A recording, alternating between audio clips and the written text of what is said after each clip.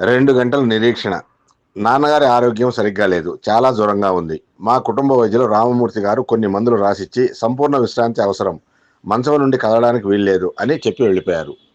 ఆ సమయంలో శ్రీమఠం నుండి స్వామివారి ఆజ్ఞతో ఒకరు ఇంటికి వచ్చారు. పరమాచార్య స్వామివారు దర్శనానికి హిందీ హిందీ పండితుల్ని అంటే మా నాన్నను రమ్మంటున్నారు అని. అవును, అది పరమాచార్య స్వామివారి ఆదేశం. మనస్సు సిద్ధమైంది కానీ వెళ్ళడానికి శరీరం సహకరించడం లేదు. మా నాన్నగారి పరిస్థితి చూసి అతను సానుభూతి తెలిపి వెళ్ళిపోయాడు. 1 గంట తర్వాత శ్రీమఠం నుండి గుర్రపు టాంగా వచ్చి మా ఇంటి ముందు నిలబడింది. బహుశా చాలా ముఖ్యమైన విషయం అయి ఉంటుంది.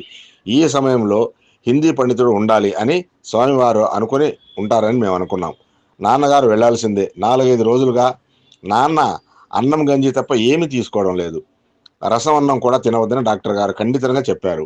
అయిష్టంగానే కొంత గంజి తాగి శ్రీమఠం సేవకుని సాయంతో టాంగా ఎక్కారు. మఠం చేరగానే చాలా కష్టంగా కిందకు దిగారు. ఆ సేవకుని సాయంతో మహాస్వామి వద్దకు వెళ్లారు. నాన్నని కూర్చోమన్నట్టుగా స్వామివారు ఆదేశించారు. స్వామివారి దర్శనం కోసం చాలా మంది భక్తులు వచ్చారు. ఎన్నో సూచనలు చేశారు. పత్రాలను చదివి పంపారు. ఆశీర్వాదాలు ఇస్తున్నారు. అలా 2 గంటలు గడిచిపోయింది. నాన్నకు ఆకలిగా అనిపించింది. తనలో తానే, స్వామివారు ఒక్క మాట కూడా మాట్లాడలేదు. నాకు ఆరోగ్యం కూడా బాలేదు. ఇక్కడికి వచ్చి ఏం ప్రయోజనం అనుకున్నాడు. అక్కడే ఉన్న స్వామివారు అంతేవాసులను చూసి మౌనంగా తన బాధలు చెప్పుకున్నారు. వెంటనే అతను హిందీ పండితునికి ఆరోగ్యం బాగాలేదు, చాలాసేపటి నుండి ఇక్కడే కూర్చున్నారు అని చెప్పాడు. మరు నిమిషంలోనే స్వామివారు ప్రసాదం ఇచ్చారు. వెంటనే నాన్నగారు స్వామి ఇచ్చిన విభూది నుదుటను రాసుకున్నారు. స్వామివారికి ప్రణామాలు సమర్పించి బయలుదేరుతుండగా శ్రీమఠం సేవకులు సహాయం చేయడానికి రాగా, అవసరం లేదు, నేను నడవగలను అని ఎటువంటి ఇబ్బంది లేకుండా నడిచి వెళ్ళి టాంగా ఎక్కి కూర్చున్నారు. ఇంటికి చేరగానే నాన్న గట్టిగా, నాకు ఆకలేస్తుంది, చాలా ఆకలేస్తుంది, ఏం చేశారు ఇంట్లో అని అడిగారు. డాక్టర్ మిమ్మల్ని కేవలం గంజి మాత్రమే తీసుకోమని చెప్పారు అని అన్నాం.